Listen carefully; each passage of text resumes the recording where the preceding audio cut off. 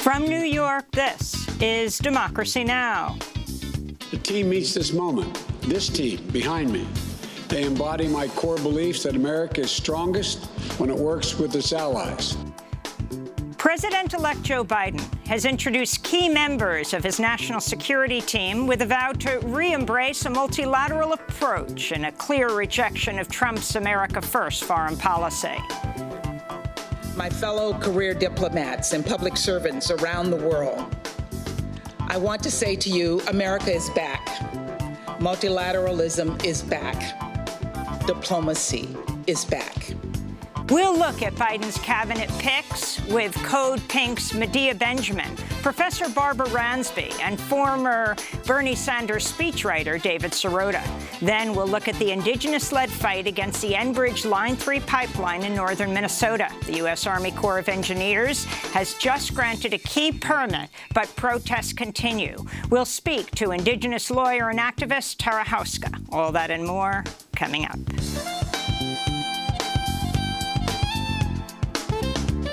Welcome to Democracy Now!, democracynow.org, The Quarantine Report. I'm Amy Goodman.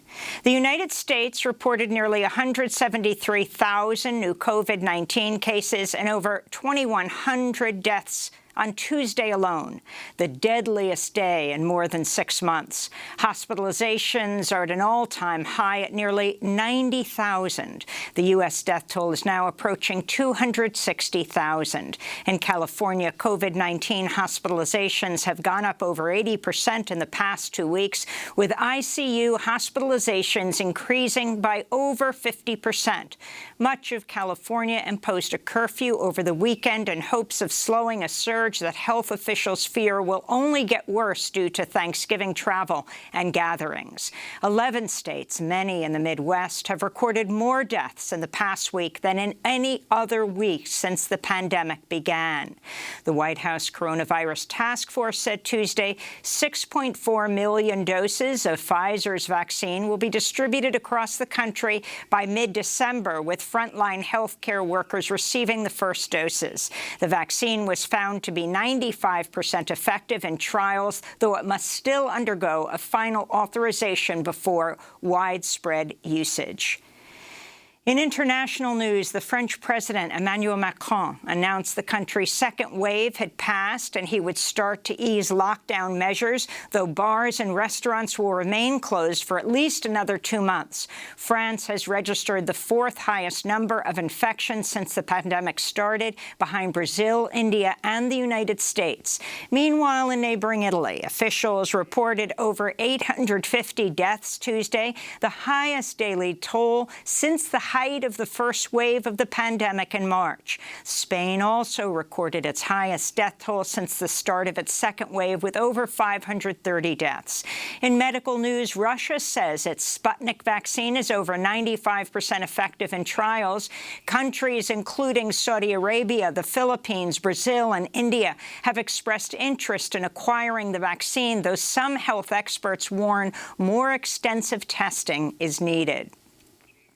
President-elect Joe Biden has formally introduced part of his national security team. On Tuesday, Biden spoke in Wilmington, Delaware, alongside Secretary of State nominee Tony Blinken, National Intelligence Director nominee Avril Haines, Homeland Security Secretary nominee Alejandro Mayorkas, National Security Advisor nominee Jake Sullivan, and UN Ambassador nominee Linda Thomas-Greenfield, who vowed to embrace multilateralism. My fellow career diplomats and public servants around the world, I want to say to you, America is back. Multilateralism is back. Diplomacy is back. Biden's special envoy for climate, John Kerry, also spoke. To end this crisis, the whole world must come together. You're right to rejoin Paris on day one, and you're right to recognize that Paris alone is not enough.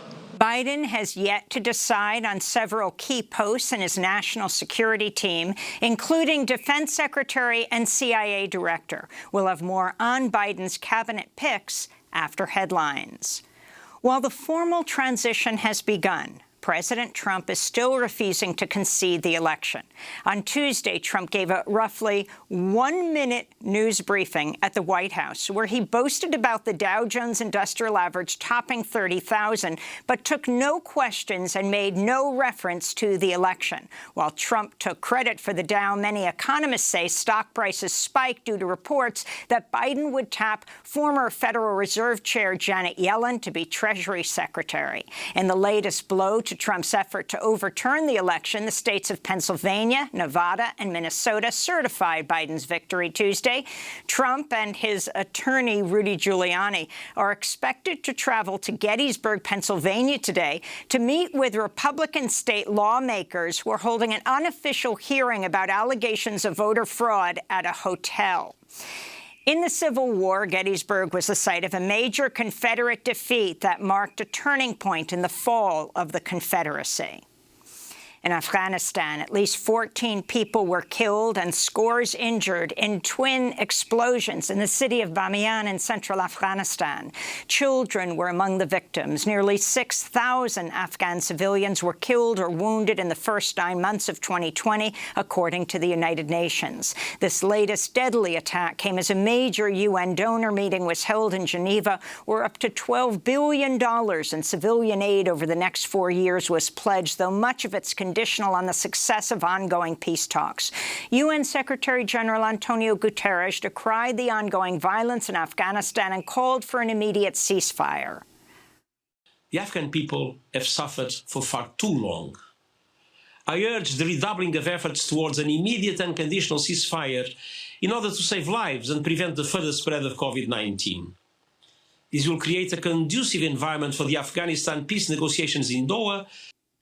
Ethiopia's Prime Minister Abiy Ahmed, who won the Nobel Peace Prize, is rejecting international calls to a halt a planned attack on the northern Ethiopian city of Mekelle, the capital of the semi-autonomous region of Tigray.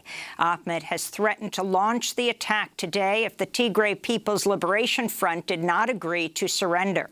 Meanwhile, the government-backed Ethiopian Human Rights Commission is accusing a youth group in Tigray of killing at least 600 civilians near the Sudanese border earlier this month. The report has not been independently verified.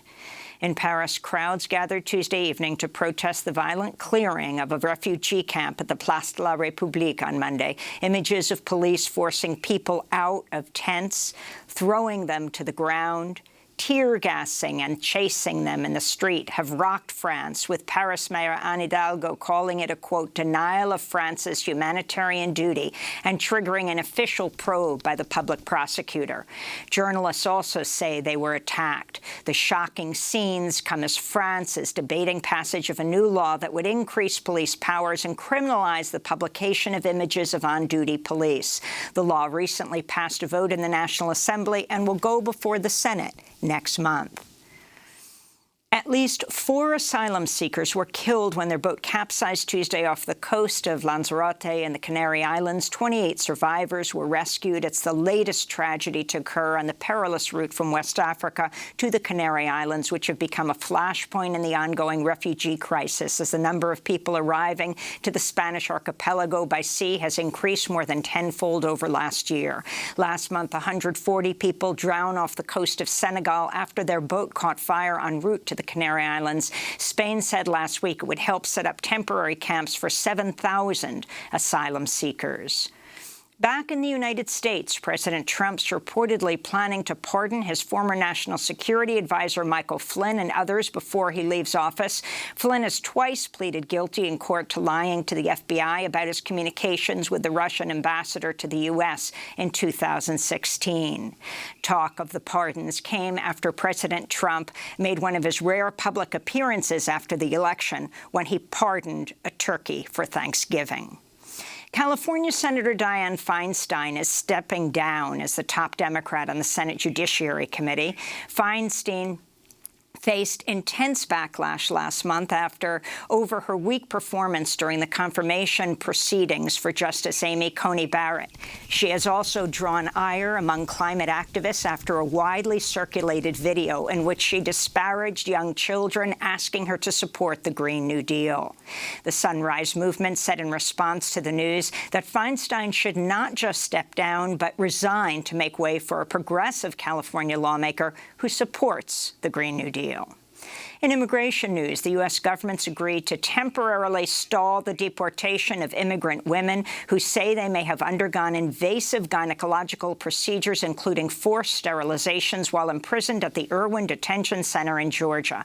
A letter by over 100 Democratic lawmakers issued earlier this month says at least 6 survivors have reportedly been deported. Several others faced imminent deportation as dozens of people were complaining about what took place. To watch our interview with Jaime Floriano Navarro, a survivor who was deported to Mexico, go to DemocracyNow.org. In related news, immigration advocates are condemning officials in Hudson County, New Jersey, for approving a new 10-year jail contract with Immigration and Customs Enforcement. More than 75 people spoke out against the contract renewal at a 10-hour public meeting Tuesday. Despite overwhelming opposition, the all-Democratic board still approved the deal. In Montana, 2 U.S. citizens who are apprehended by Customs and Border Protection for speaking Spanish while grocery shopping have reached a settlement in their racial profiling lawsuit against the Trump administration. Ana Suda and Marta Hernandez were standing in line at the store when a CBP agent asked them where they were born and demanded to see identification after hearing them speak Spanish. The 2 women, who were born in Texas and California, showed their valid Montana driver's licenses, but were taken into custody anyway.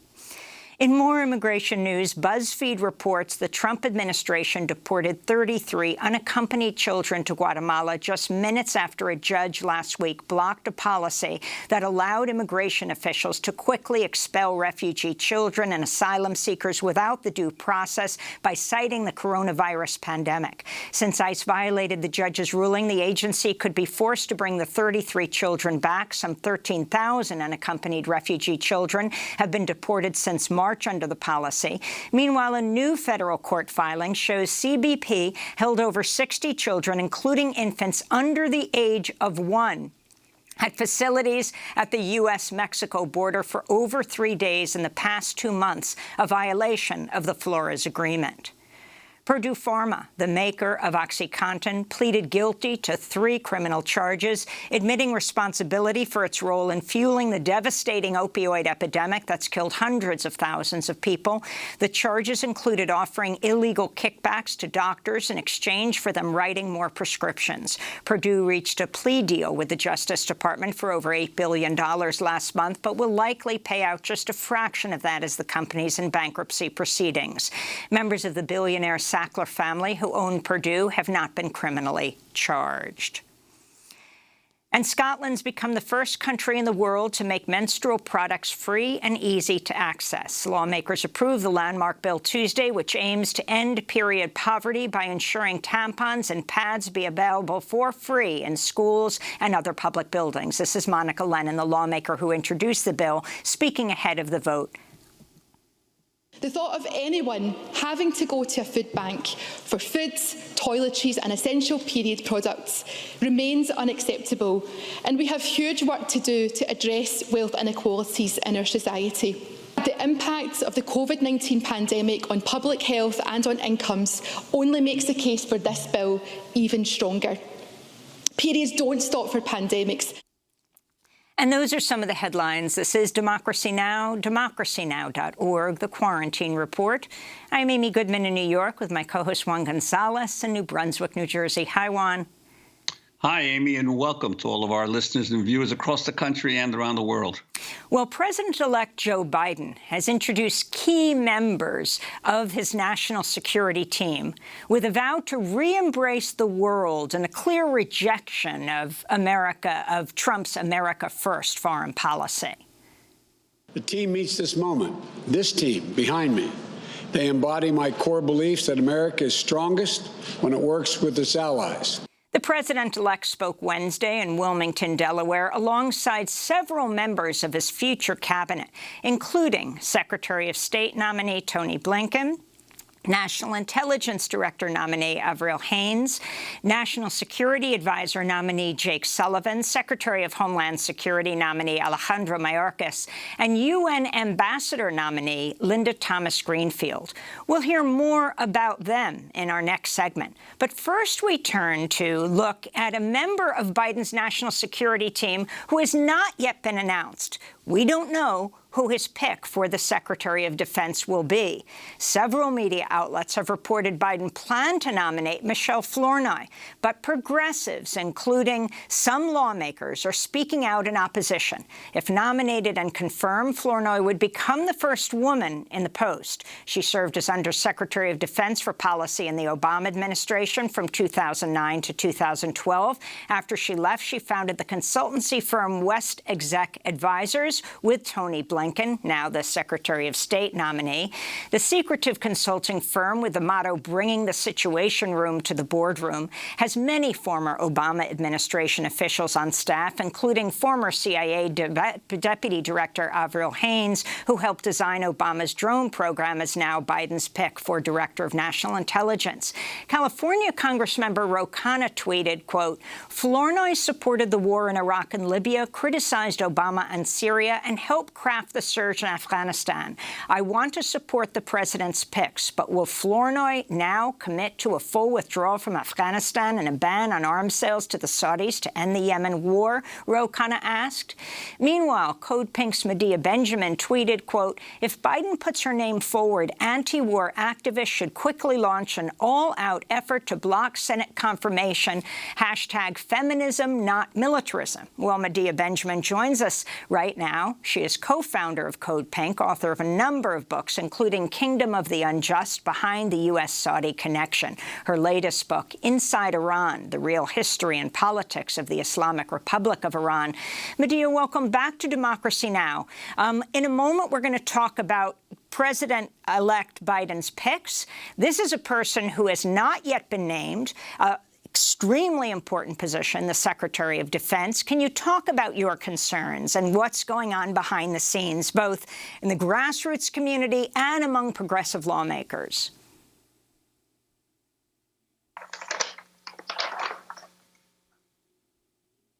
Flournoy yet, it shows that there is some division within Biden's people on this right now. She represents the epitome of what is worst about the Washington blob, the military-industrial complex's revolving door. Her whole history has been one of going in and out of the Pentagon, first under President Clinton, then under President Obama, where she supported every war that the U.S. engaged in and supported increases in the military budget, and then used her contacts in government in these kind of hawkish think tanks that she either joined or helped create. She sits on the board of a corporation that works with defense contractors. She herself has made a lot of money by parlaying these insider contacts into positioning companies to be able to get these very plush Pentagon contracts. She also sees China as an enemy that has to be confronted with higher tech weapons, which justifies increased Pentagon spending and puts us on a dangerous path of an increased Cold War with China. So these are just some of the reasons we think she would be a disastrous pick as Secretary of Defense. Well, Medea, she not only worked in the Defense Department under Obama, she also worked in the Defense Department under Bill Clinton and was rumored to be Hillary Clinton's first choice as Secretary of Defense had Hillary won the election in 2016. So she definitely is, as you say, part of this establishment of the military-industrial complex going way back. But could you talk about this West Exec Advisors that she helped to create? And we already have two people from that consultancy, that strategic advisory consultancy named by Biden. She would be the third if she was chosen. What has been the role of this barely known group outside of Washington? Well, that's right, and that's why it's so important to look at this West Exec Advisors, first of all, to understand that it's a secret organization, reveal who its clients are.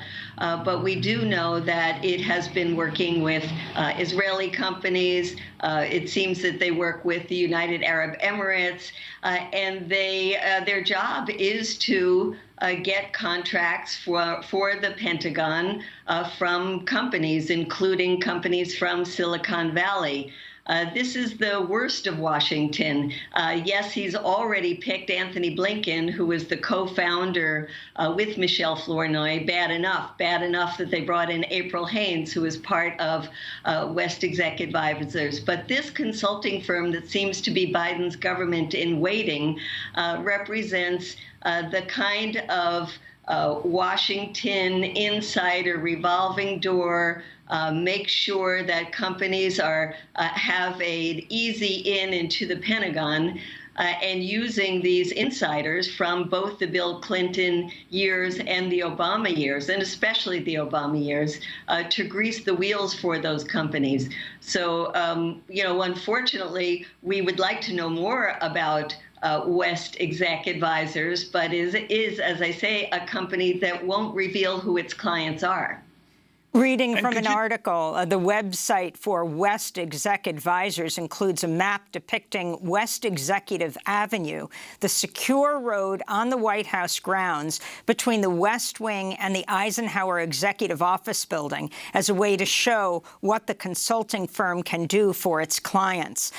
Quite literally, the road to the Situation Room and the road everyone associated with West Exec Advisors has crossed many times en route to meetings of the highest national security consequences. Medea, your piece in Common Dreams is headlined, "Will Michelle Flournoy be the angel of death for the American empire?" What do you mean?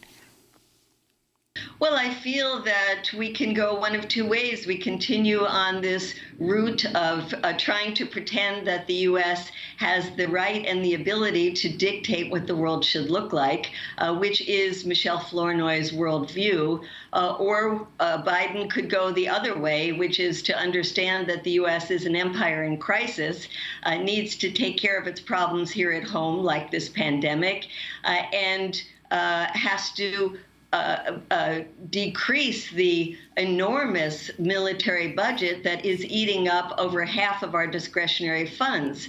And if he picks Michelle Flournoy, I think we will continue on that road of the declining empire, which will be terrible for us in the United States, because it will mean that we'll continue these wars in Afghanistan, in Iraq, U.S. involvement in Syria, but also at the same time try to pivot to China, which we can't possibly keep this empire going and try to deal with all the crises we have here at home. And Medea, you also write about Michelle Flournoy's involvement with the Center on a New American Security, this think tank that she helped to create. Could you talk about what that's produced and what she did there? Well, that is seen as one of the most hawkish think tanks, and it is one of the most well-funded by precisely government and military contractors, as well as oil companies. So it is an example that she started herself of leaving the administration from the Pentagon, using her Rolodex to create this think tank, and get it funded by the very companies that she dealt with when she was inside the Pentagon. We're going to break now. We want to thank you, Medea Benjamin, for joining us, co-founder of the peace organization Code Pink, author of a number of books, including Kingdom of the Unjust, Behind the U.S.-Saudi Connection. We'll be joined by Bernie Sanders' former speechwriter, David Sirota, as well as Professor Barbara Ransby, to look at who was on the stage in Wilmington, Delaware, the choices that President-elect Biden has made so far. Stay with us. Lies to travel faster than the truth. All they learn isn't that how the man do. Never can I catch your face. No solid ground, no near have I come. Lies travel faster than the truth.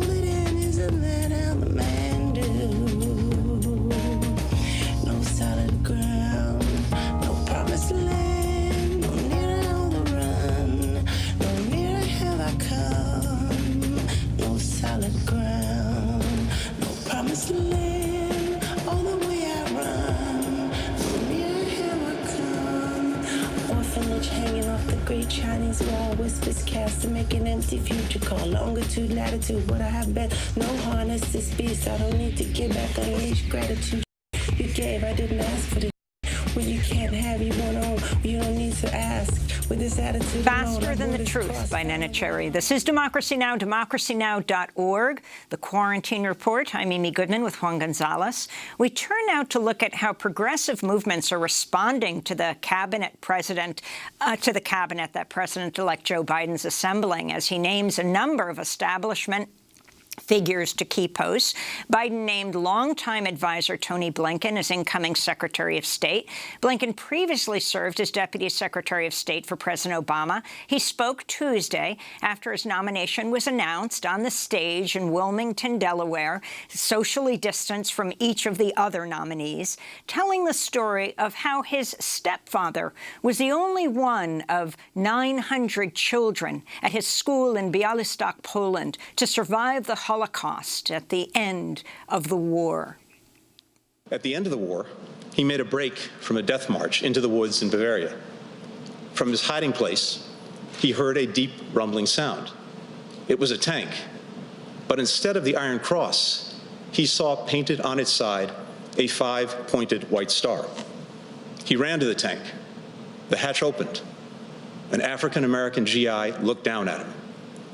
He got down on his knees and said the only 3 words that he knew in English that his mother had taught him before the war: God bless America. Tony Blinken grew up both in New York and in Paris with his mother and stepfather. He speaks fluent French. That was Biden's pick for Secretary of State. The president-elect has also named Linda Thomas Greenfield, a 35-year veteran of the Foreign Service, as the new U.S. ambassador to the United Nations. Thomas Greenfield was an ambassador to Liberia, an assistant secretary of state for African affairs under Obama. She was fired days into the Trump administration. Linda Thomas Greenfield's last job was with Albright Stonebridge Group, which was co-founded by former Secretary of State Madeleine Albright. This is Thomas Greenfield speaking Tuesday. On this day, I'm thinking about the American people, my fellow career diplomats and public servants around the world. I want to say to you, America is back. Multilateralism is back. Diplomacy is back. Mr. President-elect, I've often heard you say how all politics is personal, and that's how you build relationships of trust and bridge disagreements and find common ground.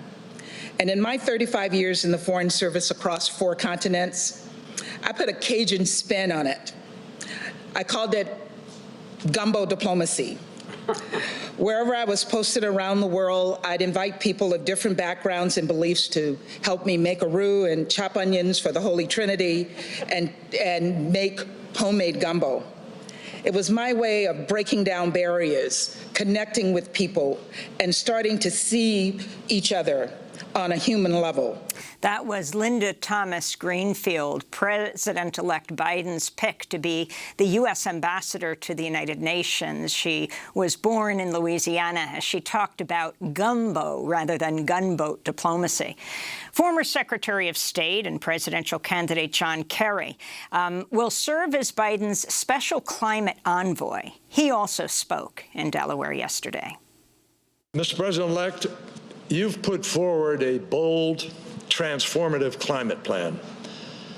But you've also underscored that no country alone can solve this challenge. Even the United States, for all of our industrial strength, is responsible for only 13% of global emissions. To end this crisis, the whole world must come together. You're right to rejoin Paris on day 1. And you're right to recognize that Paris alone is not enough. But John Kerry would serve on the National Security Council as the newly created position of climate envoy. For more on President-elect Biden's new team, we're joined by two guests, Professor Barbara Ransby, historian, author, and activist, advisor to the Movement for Black Lives, professor of African American Studies, Gender and Women's Studies and History at the University of Illinois, Chicago. She is joining us from Chicago. And in Denver, Colorado, David Sirota is with us, an investigative journalist, founder of the news website The Daily Poster. He served as an advisor and speechwriter for Senator Bernie Sanders during his presidential campaign. We welcome you both to Democracy Now! Professor Ransby, let's begin with you. So you had that scene yesterday in Wilmington, Delaware. All of the nominees came out on the stage with President-elect Biden and Vice President-elect Kamala Harris. All were masked. All stood 6 feet from each other. And after each person spoke, someone came out and wiped down the podium. But Barbara Ransby, the substance of who has been chosen, the beginning of the cabinet, particularly on national security and foreign policy, your thoughts? Well, thank you again for having me, Amy, and for the good work that you do every day. So, yeah, I saw that press conference, too, and I'm certainly glad that they're following the CDC protocols for social distancing. But as you say, it's the substance of those appointments that really should concern us. And I think listening to Medea Benjamin a few minutes ago talk about this West exec advisors that Blinken and Haynes are a part of or were a part of, you know, to look at the absence of some prominent progressives who could have filled some of these positions, people like, say, a Sarah Nelson from the Flight Attendants Union, strong advocate for labor and working people. People who have been international solidarity activists certainly could have filled the position of ambassador to the United Nations. So it is of concern. I think it's an extension of what we've been hearing from some of the centrist Democrats about the left as being divisive, the need to reach across the aisle. Look, progressives and Black people helped to put Joe Biden in office. It certainly wasn't his, stellar record as a candidate or his, eloquence or anything else. So that has to be taken into consideration. And look, we need people who have competence, but we need people who have compassion, who have accountability to the most vulnerable, who pledge to defend the planet, people who have a clear understanding and commitment to fighting white supremacy and police violence. And war. So I don't see that in this group, and it concerns me. And I'll say this. What concerns me also is the presentation of this as a cabinet of firsts. Jake Sullivan is the youngest. Avril Haines is the first woman in the position she's appointed to, et cetera. I don't necessarily just want people that look like me. I want people who are really going to make a difference and who are accountable to the communities that I'm committed to, that I come from, that progressive organizers have been working to empower. So, we've seen diversity, and diversity is fine. It's necessary. I certainly don't want to see an all-white male cabinet, but it is woefully insufficient. We see that time and again. We see it with Barack Obama's administration. This kind of looks like Obama 2.0 in some respects.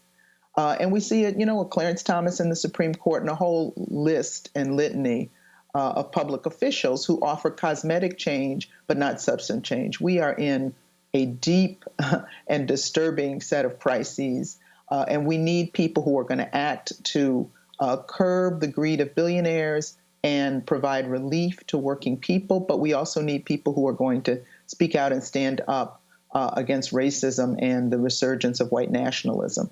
I'm not confident that Biden is heading in that direction, which is why we need to continue to build a movement. Well, Barbara Ransby, I wanted to ask you about one person who's being talked about who has not yet been named, but could be, someone whose record you know well as a Chicagoan. That's Rahm Emanuel, the former mayor of Chicago, who is being talked about, has been mentioned as a possible Secretary of Transportation. I'm wondering your thoughts on that and whether that would be a further mistake by the president-elect, and also that Rahm Emanuel, since he left office has gone back into the corporate world in terms of advising companies on mergers and acquisitions. Right. Well, I think you probably know my answer to that one. Chicagoans, the Chicago movement would be in the street if Rahm Emanuel was nominated to a cabinet position. Not only the commitment to corporate interests, but the cover-up, the inexcusable cover-up of Laquan McDonald murder, a young black man murdered by police, and Rahm Emanuel, by all indications, participating in a cover-up of that murder. Closing schools in black and brown neighborhoods, closing mental health centers, having a deaf ear to the demands of progressives in this city. So no, I mean, we wouldn't support that. That would be a slap in the face to progressives, not just in Chicago, but around this country. So, another Chicagoan who would be quite an alternative to Rahm Emanuel is Congressman Chuy Garcia, who comes out of our movements, has a progressive record. So his name has been floated for the transportation post, and certainly that would be a welcome divergence from a Rahm Emanuel type appointment. And David Sirota, if you can weigh in on those who have been chosen. I mean, you have Alejandro Mayorkas, who would be the first Latinx head or secretary of the Department of Homeland Security. He talked about his family, he put it as fleeing communism, fleeing Cuba, and coming to this country. You have, Professor Ransby just talked about, among those, April Haynes and the climate envoy, John Kerry, a new position that clearly President-elect Biden has chosen to say climate change will be front and center. Well, look, the nominees as a whole, I think, represent an effort at restoration. The idea being that we have to bring back familiar faces, Washington careerists, to restore the pre-Trump Washington status quo. And typically these are people with various corporate ties, ties to the establishment, ties to corporate power. John Kerry is a good example, and it's not to pick him out and say, he's particularly bad or particularly awful, but here's a guy who was in government. When he was in government, he was very supportive of fossil fuel development, fracking in particular. He left office. He then got a top position at Bank of America, which is one of the largest financiers of fossil fuel development in the world. And then he comes back into government as the Biden's at least first climate pick. And it's not to say that John Kerry is going to be terrible on climate, but it is to say, as one example of many, that we need to understand where these people come from. Joe Biden on the campaign on climate on climate policy, his campaign very early on said it was seeking a, quote, middle ground on climate policy. And so I think what you see in all of these nominees, and you can go through all of them, is that it is an attempt to restore the old Washington. It is ideologically, these are middle ground picks. And what that says to me is that it's going to be more important than ever for movements, activists, people all over this country to demand the kinds of policies that Joe Biden at least rhetorically promised on the campaign. That the personnel that Joe Biden is appointing so far are not people who are going to necessarily do the right thing on their own. They are not necessarily people who are going to offer a different kind of path, one that doesn't appease corporate interests. They're not going to do that alone unless they are actually pushed and pressured. And that's going to be the key.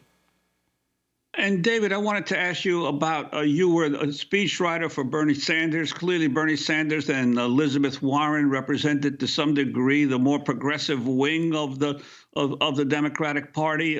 There's still talk of Bernie Sanders as possible labor secretary, but clearly Elizabeth Warren is not going to get any kind of major position, it appears at this point in the Biden administration. Your sense of how they might still be able to influence these choices, and also the argument that Biden may be trying to figure out who he can name that will get confirmation from a Senate that could be in Republican hands, but certainly will be very divided?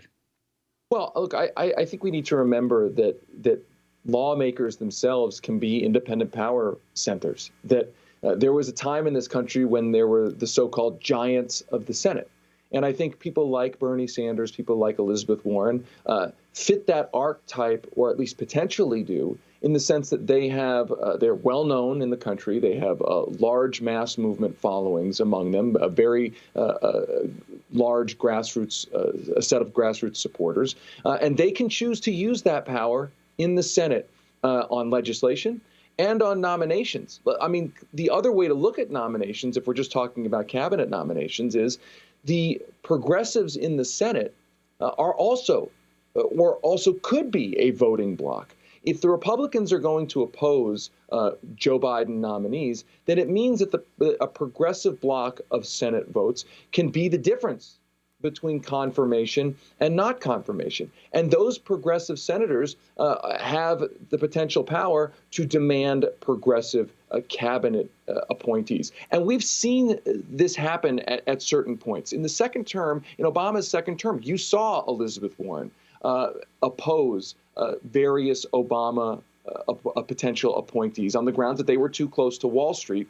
And ultimately, those nominees were not confirmed because of that opposition. And we've seen a new poll that's come out that says about 68% of Americans, this is a poll from Demand Progress that just came out yesterday that we reported on the Daily Poster, 68% of Americans say that if Biden appoints corporate executives or lobbyists to top positions, that 68% of Americans want the Senate to vote those nominees down. So I would say that those progressives, Bernie Sanders, Elizabeth Warren, others in the Senate, have serious leverage. But the question is always, will they actually use that leverage? Not to pick on them. I think Bernie Sanders and Elizabeth Warren have at times used that leverage. But will the progressive movement and progressive legislators in the Congress use the leverage that they have? That's the open question. Congress members Alexandria Ocasio-Cortez, Ilhan Omar, Rashida Tlaib, members of what's known as the Squad, are the first sitting members of Congress to sign a petition launched by the Justice Democrats against a potential nomination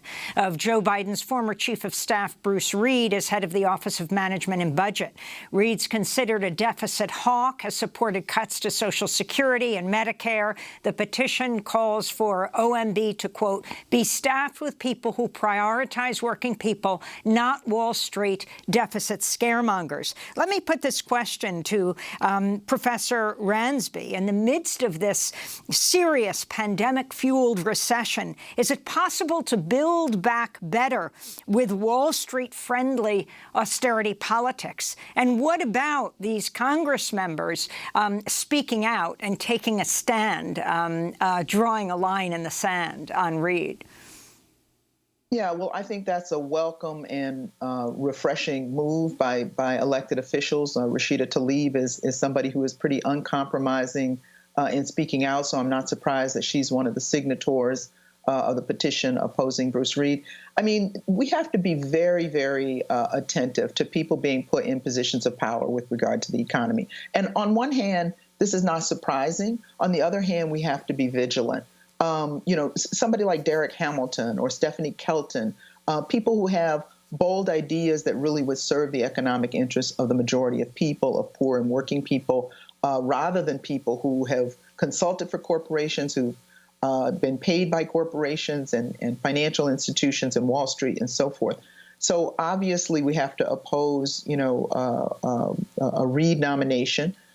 But I think bigger than that, Amy, I wanted to go back to something David Sirota said, which is about the importance of movements continuing to organize. I mean, we have all been so obsessed with this election, so fearful that this, maniac and aspiring dictator would have retained power for 4 more years, that I don't want us to lose sight of the importance of pressure from the street. We had literally tens of millions of people in the street after the murder of George Floyd. And it wasn't just about the murder of George Floyd. It was about all the George Floyds who struggle in an economy that's not in their interest, who struggle to make ends meet, who are vulnerable to police harassment on the street, partly because of their race and class vulnerabilities. And so we have to fight for people in these positions of power that are going to respond to our demands, but we also have to organize to make those demands as loudly, as persistently as possible. So, the group, the Frontline, which was a coalition to defeat Trump, has called for actions on Inauguration Day in Washington to do exactly that, to push for a progressive agenda. And so we need to be supporting movements like that as well. I mean, we can get a less bad appointment out of Joe Biden in some of these cabinet positions, and that is important. I am all about, increasing the margin of possibility in that arena, but also really about the importance of building a movement in this period and not forgetting, the neoliberal politics of a Joe Biden who took us into the war in Iraq and supported the crime bill and all of these things that helped to put us in the position we're in now. So there's a lot of work for movement organizers to do. Being attentive to these cabinet posts is one of them, but certainly not the only. And David Sirota, we only have about a minute or so left, but I wanted to ask you about the speculation on the Department of Justice that Biden could possibly name Preet Bharara, the former U.S. Attorney for the Southern District of New York, before that a staff member for Chuck Schumer, as possible head of DOJ or the Securities and Exchange Commission. I'm wondering your thoughts about that. Well, Preet Bharara got a reputation as being supposedly tough on crime because he prosecuted some insider trading. He investigated part of the Cuomo administration in New York. But we have to remember that the big thing about Preet Bharara. Preet Bharara was the head of the most powerful prosecutorial office in the United States during the financial crisis, the Southern District of New York, as you said, Juan. And in that time, there were no prosecutions of top executives at major banks in relation to the financial crisis. The idea of putting someone in power at the top of the Justice Department who played an active role in making sure that Wall Street executives were not prosecuted after the financial crisis would be a complete abomination. It would be a disturbing promotion of the idea of a lack of accountability. And I'll just say the last thing about all of this, which is that we really are seeing, in a lot of ways in this whole debate, an effort to pretend that the past crises that we faced, the Iraq War, the financial crisis and the like, didn't happen. Or if they did happen, that the people who helped lead us into that, there will not be accountability for them. There will not even be career accountability or job accountability for them in terms of getting promoted later. So the point about Preet Bharara is if he is put in there, the implications for what we're saying about whether Wall Street will ever be held accountable, whether for the financial crisis in the past or crises in the future, they would be deeply, deeply disturbing. Rhoda, I want to thank you for being with us, award-winning investigative journalist, founder of the news website, The Daily Poster, columnist for The Guardian, editor-at-large for Jacobin, serves as an advisor and speechwriter for Senator Bernie Sanders during his presidential campaign. And I want to thank Barbara Ransby, historian, author, and activist advisor to the Movement for Black Lives, professor of African-American Studies, Gender and Women's Studies and History at the University of Illinois, Chicago. Her latest book, Making All Black Lives Matter, Reimagining Freedom in the 21st Century. This is Democracy Now! Next up, we look at the indigenous-led fight against the Enbridge Line 3 pipeline in northern Minnesota. The U.S. Army Corps of Engineers has just granted a key permit, but protests continue. Stay with us.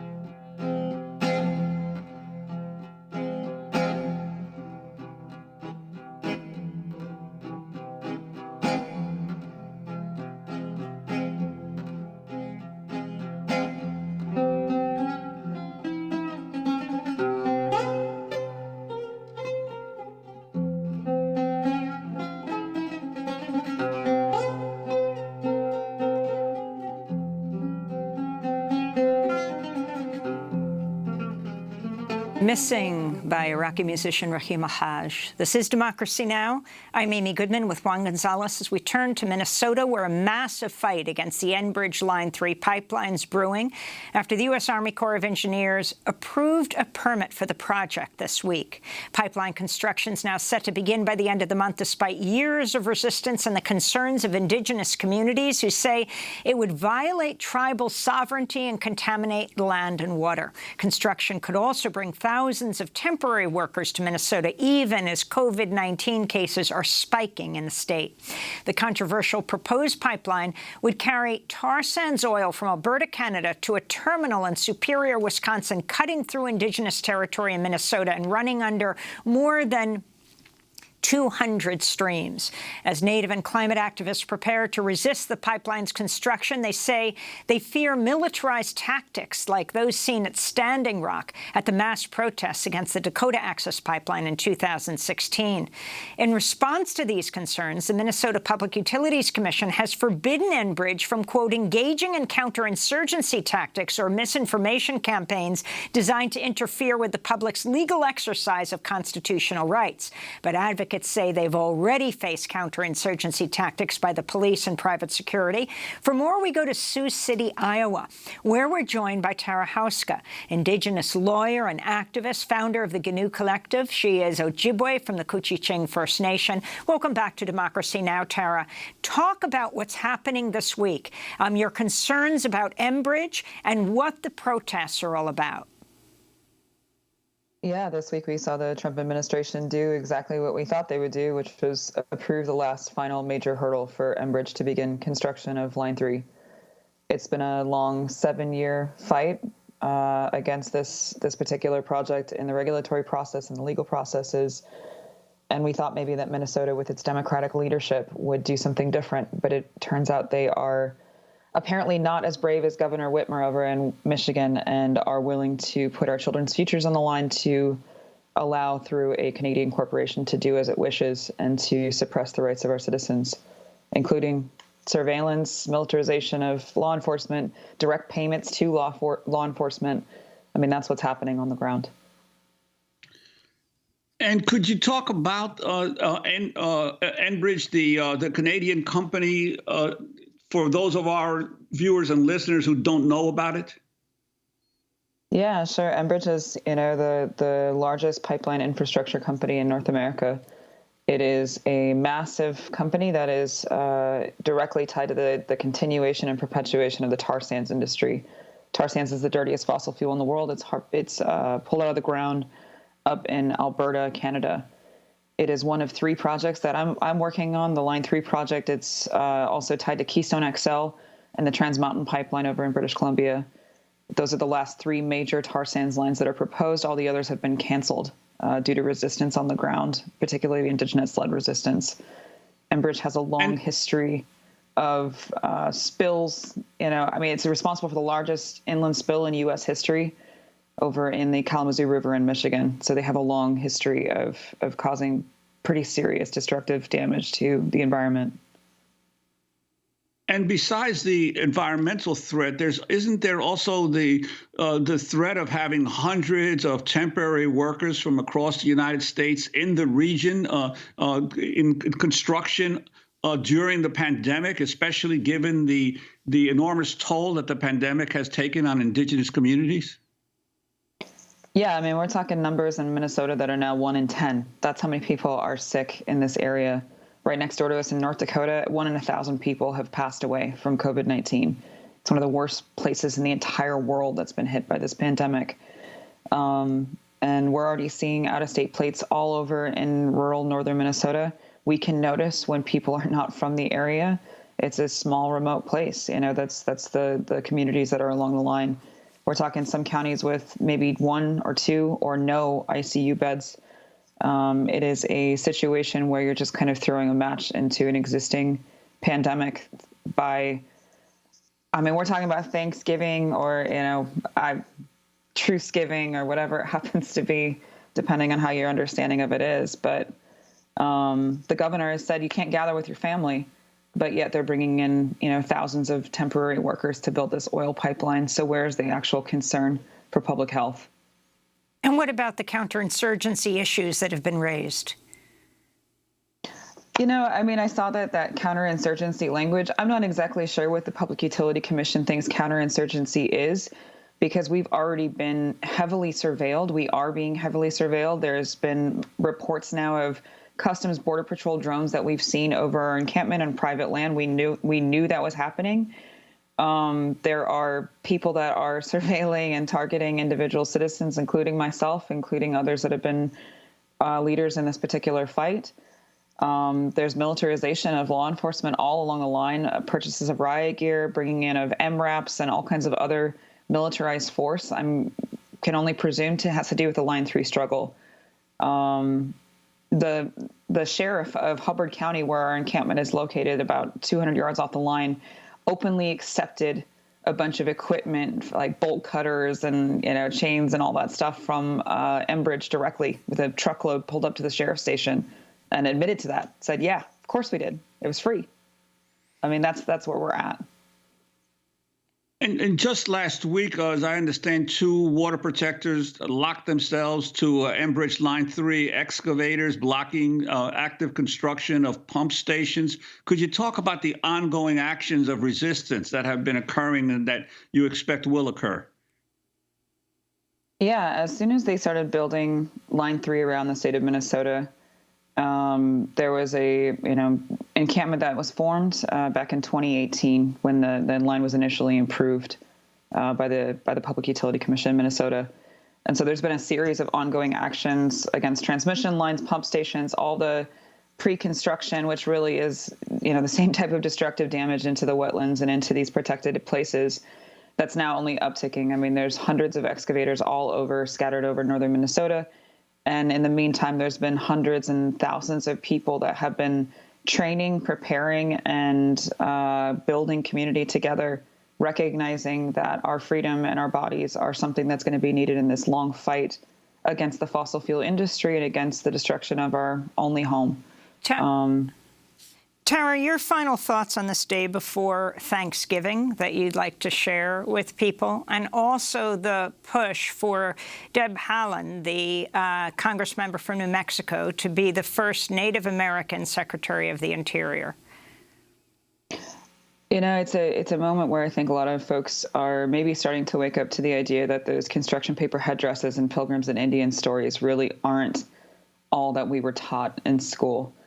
That there were actually a series of massacres and broken promises that have occurred with the onset of colonization, and that it's not quite so rosy as our children are led to believe. And so I hope that we are able to, come together with our families if we are able to be with our families, or be together through virtual means or whatever it happens to be, and tell some truth about what the real story is and how we learn from that and move forward together. That includes something like appointing Deb Haaland to the Secretary of the Interior position, overseeing Native affairs. Imagine having a Native person actually overseeing Native affairs for the first time in U.S. history. Tara Housko, we want to thank you so much for being with us. Indigenous lawyer and activist, founder of the Ginu Collective. She is Ojibwe from the Cochiching First Nation.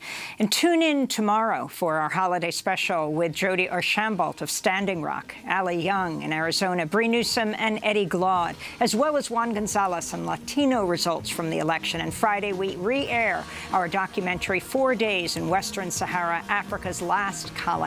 That does it for our show. I'm Amy Goodman with Juan Gonzalez. Stay safe, wear a mask.